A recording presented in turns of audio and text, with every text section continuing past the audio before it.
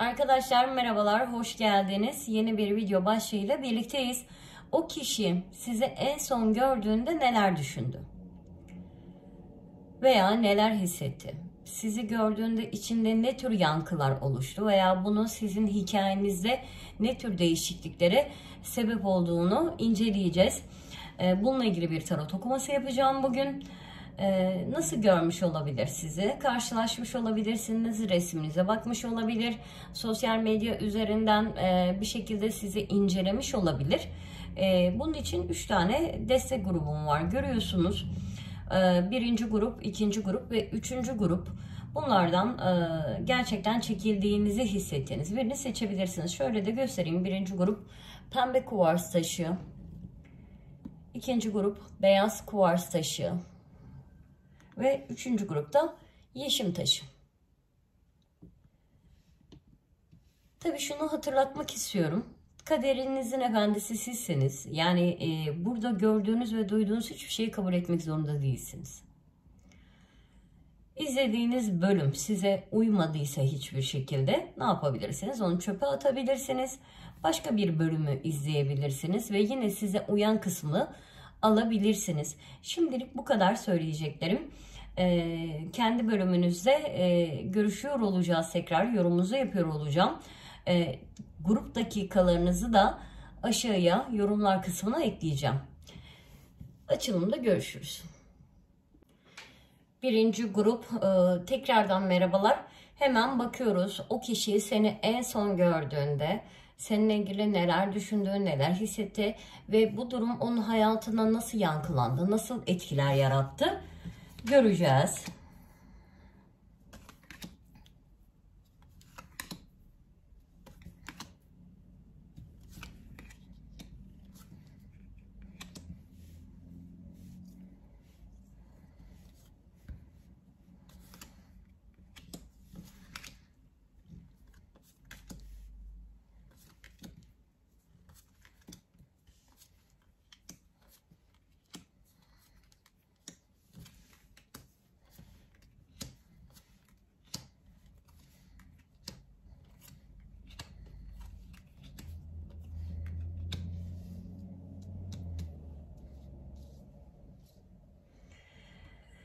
Kupası bir aşk düşüncesi zihnini sarmış diyebilirim.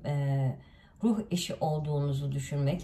Belki uzun süredir ona karşı çok soğuk ve çok mesafeli olduğunuzu hissetmiş. Ve bu mesafe duygusunun bir an için sizi gördüğünde kalktığını düşünmüş. Yoğun sıcak bir duygu içine akmış olabilir. Burada hangi kart varmış? Kupa yedisi. Kafası gerçekten çok karışmış. Yani o kadar çok düşünceler ve hisler aynı anda ortaya çıkmış ki böyle bir düşünce ve his bombardımanı yaşamış ve ciddi bir şekilde kafa karışıklığı hissetmiş. Ama aynı zamanda kalbinde ne kadar da güçlü olduğunuzu fark etmiş. Evet, burada kartlara bakmak istiyorum. Yoğun bir tutku, yoğun bir eylem isteği ki kalpte gelen büyücü kartı da bunu katlıyor. Yani hem düşünceler hem kalp size karşı aslında çok yoğun bir eyleme geçme isteği içinde olmuş. Duygularını ifade etmek, tutkusunu ifade etmek, kendine hakim olmakta zorlanmak, bu tür düşünce ve duygular içinde kalmış ve ruh eşi olduğunuzu düşünmüş. Onun gerçek yıldızı olduğunuzu, yıldızlarda yazılmış bir aşka sahip olduğunuzu veya sizi ona kaderin getirdiğini, bunun kadersel bir karşılaşma olduğunu düşünmüş ve ruh eşiyle buluşmuş gibi hissetmiş karşı taraf ki zaten ruh eşisiniz. Evet, aynı zamanda biraz ağır gelen bir şeyler olmuş ona arkadaşlar. Yani canını yanmış çünkü ya sizden hiç enerji alamamış ya tepki alamamış veya ters davranmış olabilirsiniz.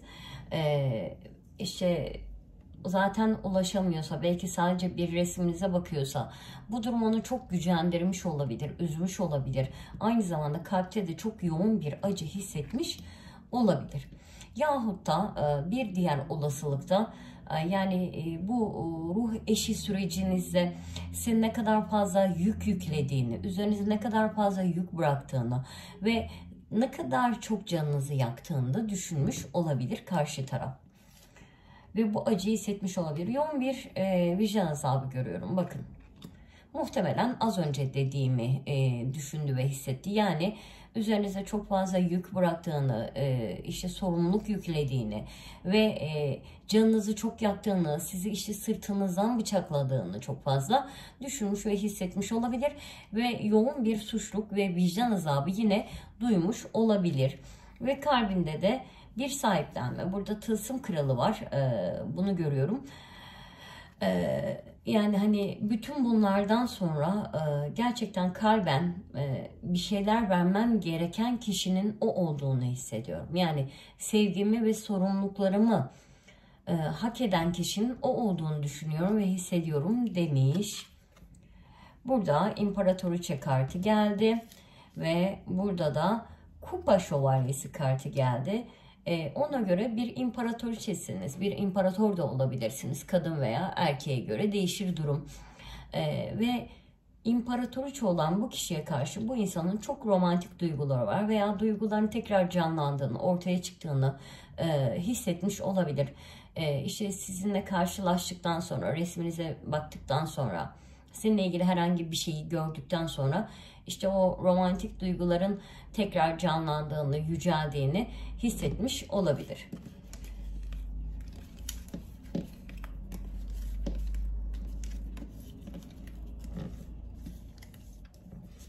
Bunları topluyorum.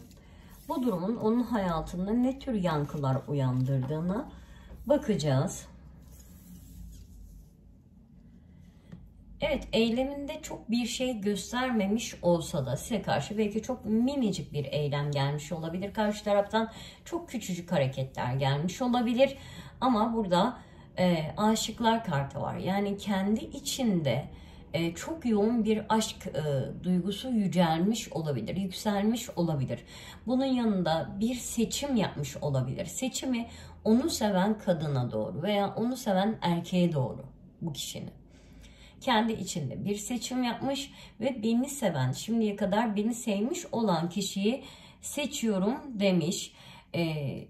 Burada yine yoğun bir tutku, yani iki taraflı olarak düşünceleri ve duyguları tamamen size akıyor ve karşı taraftan bu anlamda çok yoğun baskıcı enerjiler almış olabilirsiniz. Yani bir şekilde kendinizi sıkıştırılmış gibi hissetmiş olabilirsiniz. Bu ondan gelen bir şey. Ve bir kıskançlık, bir sahiplenme duygusu, bırakmak istememek. Yani yok, hayır, onun hayatımda olmamasına, hayatımdan tamamen çıkmasına hazır değilim. Buna hiç hazır olmadığımı fark ediyorum şu anda diyor. Böyle bir şey hissediyor, böyle bir duygu durumu içine girmiş. Onun için tamamen bir zirvedesiniz. Bir zirveye doğru tırmanmışsınız ve en önemlisi oluşan yankı şu: denge. Yani aranızda herhangi bir dengesizlik durumu varsa ki ben burada bunu gördüm. Yani sizin daha çok verdiğinizi, sizin daha çok uğraştığınızı, sizin belki daha çok sevginizi gösterdiğinizi veya sevdiğinizi gördüm. Ama burada artık bir dengelenmenin geldiğini görüyorum. Yani sizi en son gördüğü an bir şeylerde değişiklik olmuş. Aslında kolektif enerjili zaten belli değişimler oluyor. Şu noktadan sonra son belki birkaç gündür bir değişim sürecine girdik. Bitirişler, başlangıçlar, belki olmayacak olan olduğu yeni senaryolar yaşayabiliriz. Burada da güzel bir noktadasınız. Bu iyi. Yani şu anda ilişkide dengeler yerine gelmiş. Herkes eşit konumda ve atacağınız adımlar bu eşitliği sürdürebilir. Eşitlikte yine kaybeden taraf olabilirsiniz veya eşitlikte yükselen taraf olabilirsiniz. Bu tamamen size kalmış bir şey. Bakalım kartlarımız, evrenden size gelen mesajlar neler?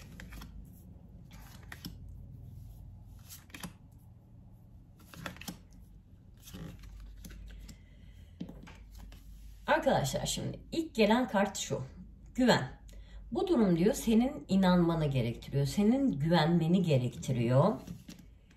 Yeni bir yaşam geldi. Güneş ruh.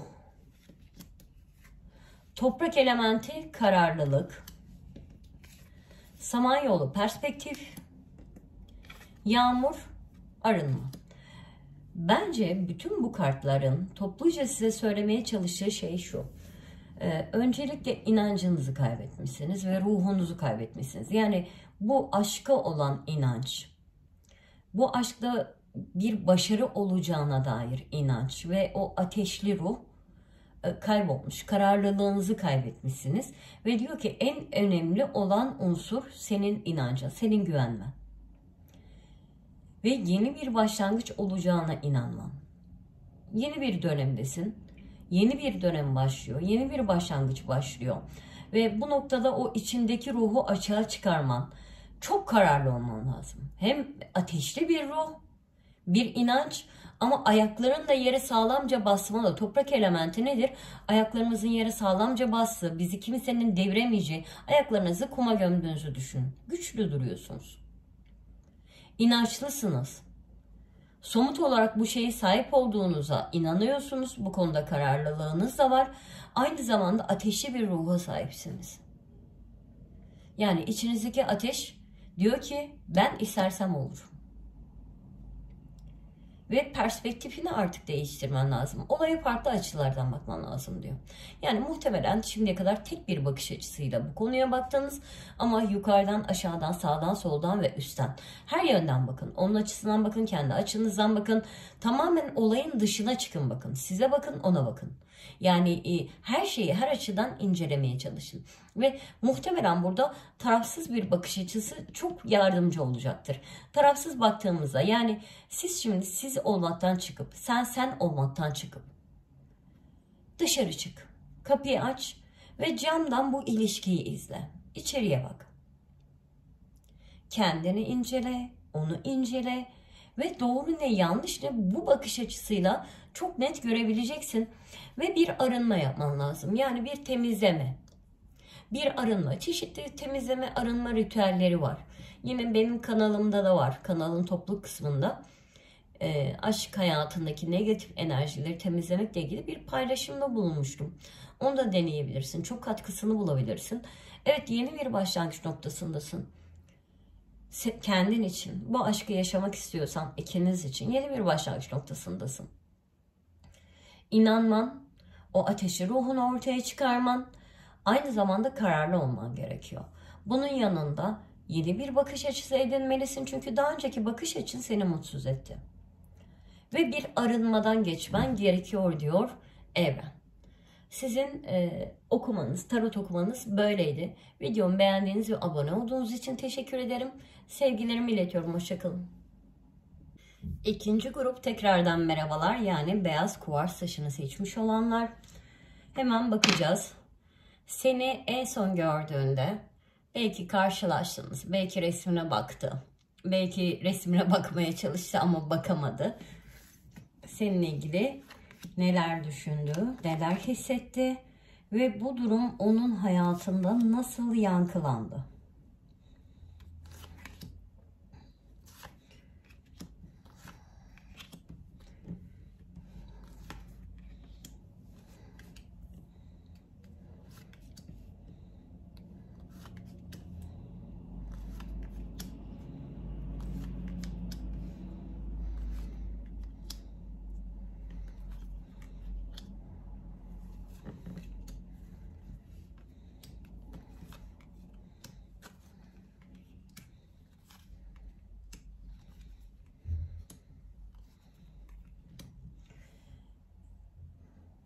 Seni özlediğini fark etmiş.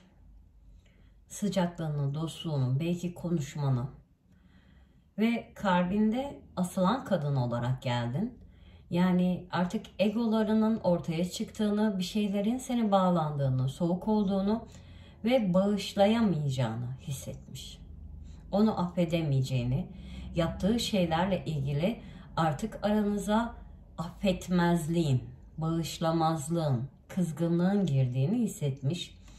İçine bir korku kaplamış. Korkular, halüsinasyonlar, yoğun negatif düşünceler. Çünkü artık onu sevmediğini hissetmiş. Tılsım beşlisi kartı geldi burada. Soğuk, hiçbir duygu yok, hiçbir enerji yok ve bu onu korkutmuş. Yoğun bir vicdan azabı ve suçluluk hissetmiş, düşünmüş. Yani düşüncelerinde çok yoğun bir suçluluk ortaya çıkmış, vicdan azabı. Kime karşı? Kalbindeki imparatoriçeye karşı. Belki kalbindeki imparatora karşı. Ve kendini sakinleştirmeye çalışmış. Hayır, bizim hala bir şansımız var. Bir şansımız olduğuna inanıyorum. Kendimi bu kadar hızlı bırakmamalıyım. Bu korkular da ne böyle? Fakat kalbinde bir kılıç kraliçesisiniz. Kendi ise bir kupa kralı. Yani diyor ki şu anda benim duygularım çok yoğun. Ben çok seviyorum ama o sanki kestirip atmış gibi.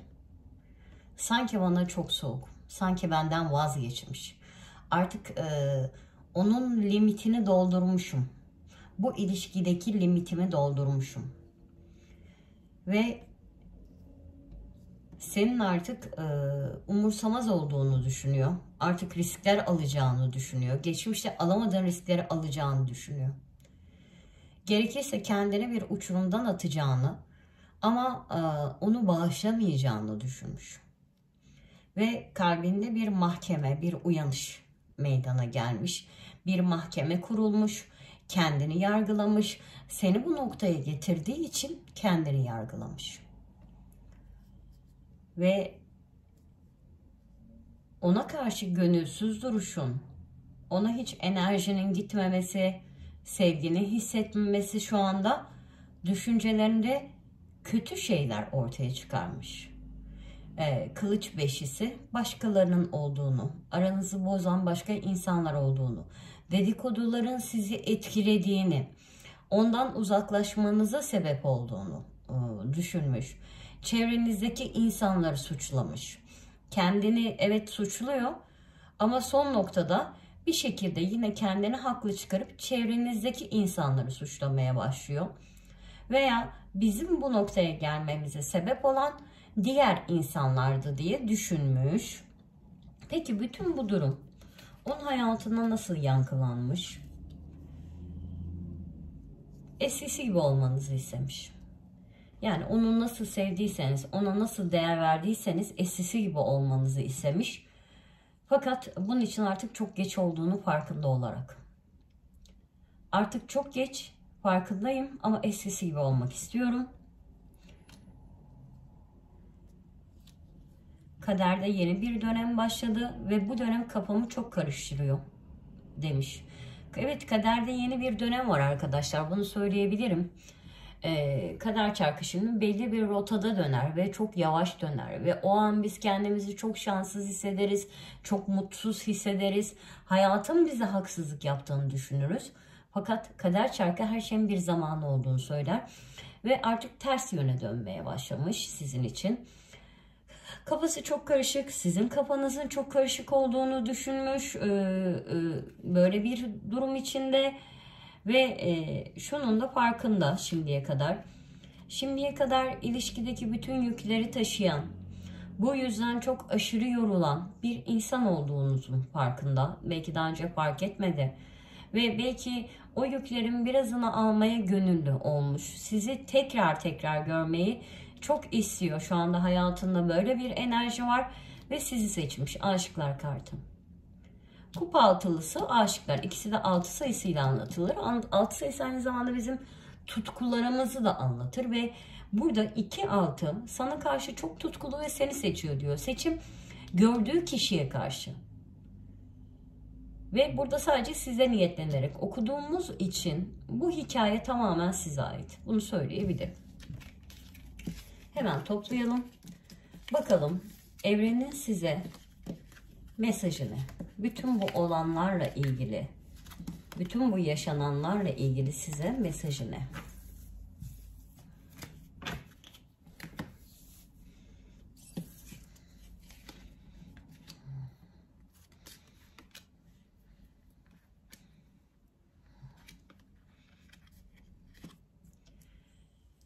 Evet, kartımız diyor ki duyguların gerçek, romantik duygular, duyguların gerçek ve keşfetmeye değer. Belki de evet bir şeyler hissettiniz karşı tarafa ama hiç onları derinlemesine incelemediniz, keşfetmediniz.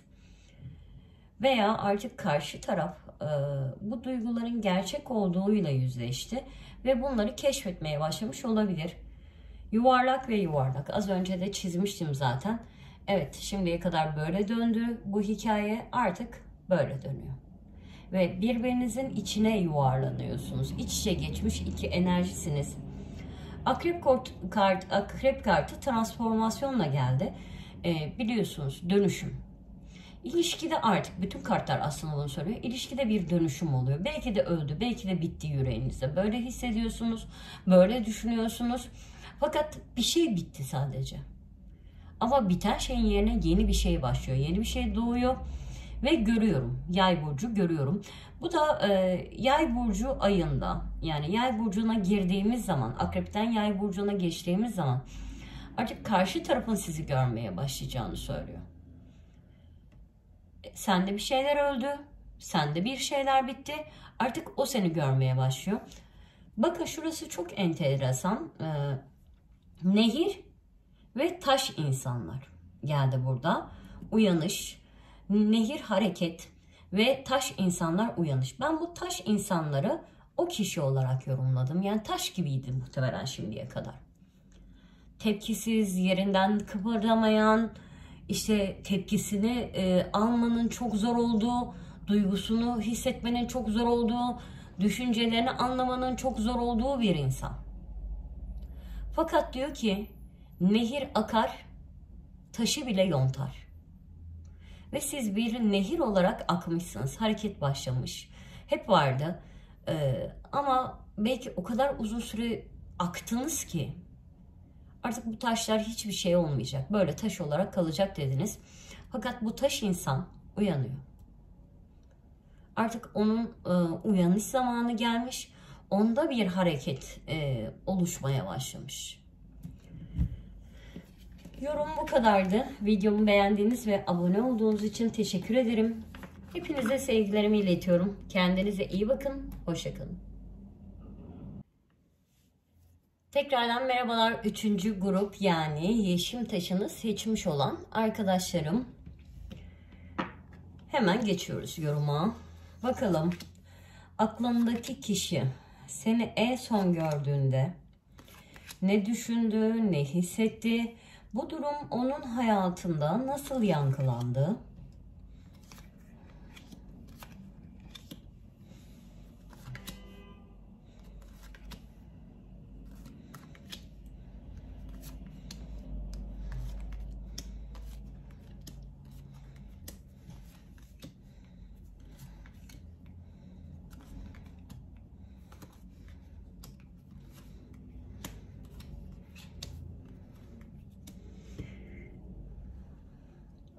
Uzaklaştığını düşünmüş.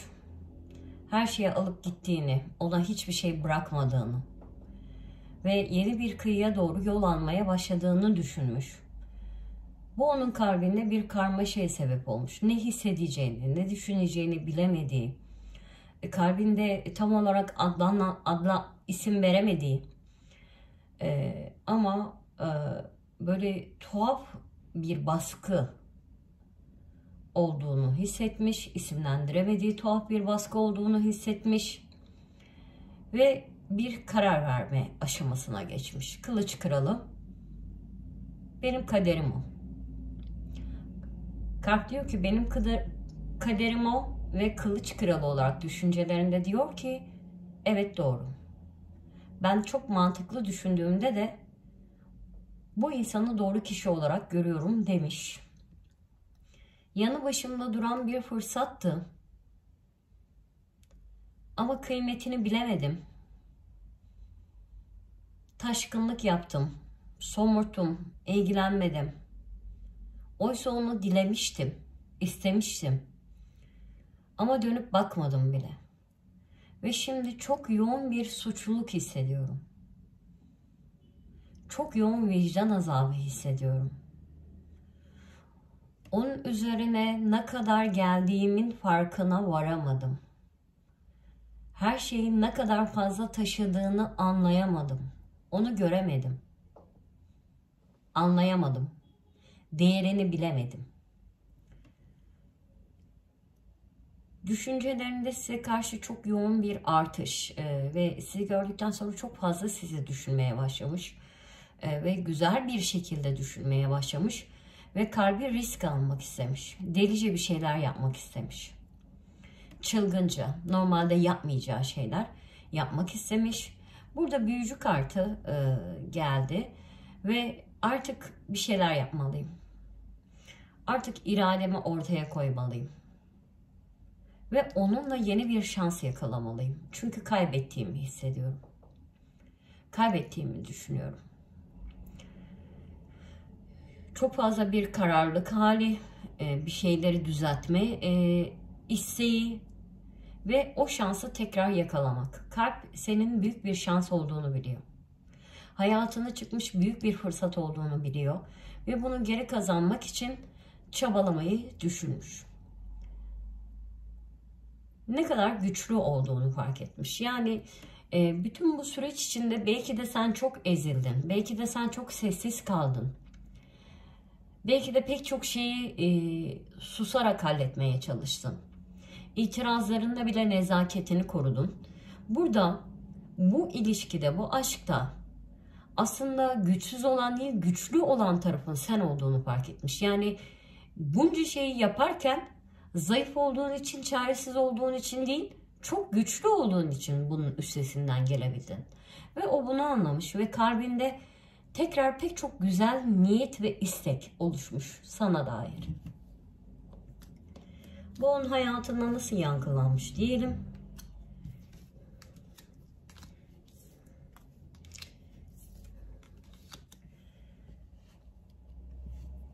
Şu anda senin bağımsız olduğunu biliyor. Şu anda senin ona arkanı döndüğünü biliyor. Şu anda senin artık bu aşka olan bağımlılığının tükendiğini biliyor. Bağımlı değilsin. Evet, belki duyguların var ama bağımlı değilsin. Bırakıp gidebilme, kesip atabilme noktasındasın ve gücün var. Çok güçlüsün, çok tutkulusun. Bütün bunlar, ona uzaksın, mesafelisin. Senden vazgeçtim demiyorsun ama mesafelisin. Ve bütün bunlar onda çok fazla romantik duygu meydana getiriyor. Bu duruşun, bu gücün, bu alevli halin, koyduğun mesafe karşı tarafta çok fazla romantik duygu meydana getiriyor. Romantik hayaller kuruyor seninle ilgili. İçinde çok yoğun bir çatışma var. Neyle ilgili? Kendiyle ilgili. Egosu. Egosu hatalarını kabul etme noktasında ona izin vermiyor. Hayır diyor, kabul edemem. Ve bu hikaye şimdiye kadar böyle değildi. Bunun değişmesini istemiyorum. Ama ona gerçeklerde diyor ki sen istediğin kadar ego yap. Sen istediğin kadar egolarını bırakma. Sen oturduğun yerde somurtmaya devam et. Kaybediyorsun. Gidiyor. Ve naz yapmıyor. Numara yapmıyor. Gerçekten gidiyor. Ve sonunda ego bile bir yerde eziliyor. Ve seninle tamamlanmak istiyor. Onu severek, belki onun için çaba göstererek, ona yardım ederek gösterdiğin iyi niyetin karşılığını vermek istiyor. Onun hayatında böyle bir yankılanma meydana gelmiş.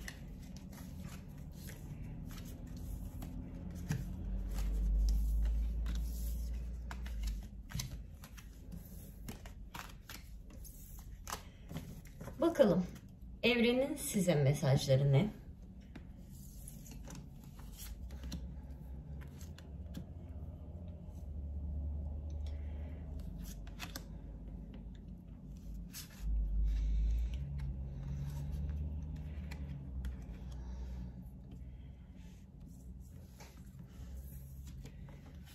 Arkadaşlar şunu göstermek istiyorum. Balayı kartı geldi. Ve diyor ki artık dinlenme ve birlikte tatil yapma zamanı geldi. Birlikte bir şeyler yapma zamanı geldi sizin için. Ve izleyici geldi arkadaşlar. Bu da o kişi. Bakın ne yapıyor? Sizi izliyor bu devamlı. Yengeç burcu hissediyorum. Karşı taraf çok yoğun bir şekilde hissetmeye başlamış. Ve Merkür Retrosu yeniden keşfetmek, yeniden başlamak. Bir sonraki Merkür Retrosu'na bakın. Bu şunu da anlatıyor olabilir. Bunların hepsi Merkür Retrosu döneminde meydana geldi diyor olabilir. Veya bir sonraki Merkür Retrosu'nda artık yeniden keşfetmek, yeniden başlamak söz konusu olabilir diyor kartlar. Ada, yalnızlık. Şu anda bir yalnızlık aşamasındasınız. Aslında gerçekten bir adaya çekilmiş gibi, ıssız bir adaya çekilmiş gibisiniz. Ve herkes kendini dinliyor. Herkes kendiyle kalmış bir durumda. Ve bu yalnızlıktan sonra diyor kartlar, müzik ve harmoni olacak. Yani uyum. Birbirine uymak. Her zaman bahsettiğim bir konu vardı. Bazen frekanslar farklı olduğu için o insanla bir araya gelemiyoruz. Siz do notasında çalıyorsunuz, o mi'de çalıyor ve bir araya gelemiyorsunuz. Ama burada artık hani böyle sarkaçlar vardır. Bununla ilgili bir şey vardır. Biri böyle sallanır, biri başka türlü sallanır. Ama belli bir zaman sonra aynı odada olan sarkaçlar aynı şekilde sallanmaya başlar. Yani birbirine uyar. Siz de tam olarak aynı frekansa gelmeye başlıyorsunuz. Ve o aynı frekansa geldiğiniz anda birlikte titreşmeye başlayacaksınız. Birlikte gerçekten uyumu yakalayacaksınız. Ve hani çok sevdiğiniz bir müzik parçasında böyle içinizde çok güzel duygular oluşur ya, tarif edemediğiniz. İşte tam olarak bunu yakalayabilirsiniz. Evrenin size verdiği mesajlar da bunlardı. Tarot okumanız bu kadardı. Videomu beğendiğiniz ve abone olduğunuz için teşekkür ederim. Sevgilerimi iletiyorum. Kendinize iyi bakın. Hoşça kalın.